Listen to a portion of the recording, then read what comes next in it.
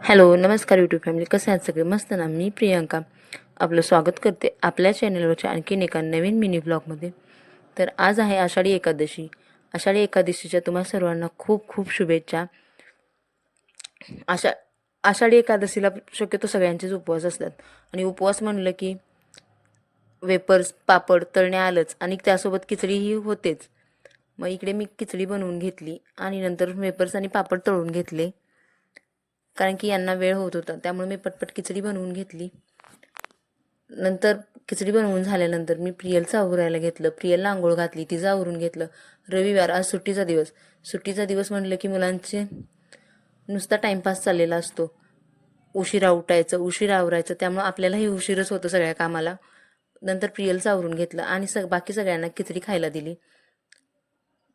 नंतर दुपारच्या वेळेमध्ये नंतर ड्रेसिंग टेबलमध्ये खूपच पसारा झाला होता, तर तो मी आवरण्यासाठी घेतला.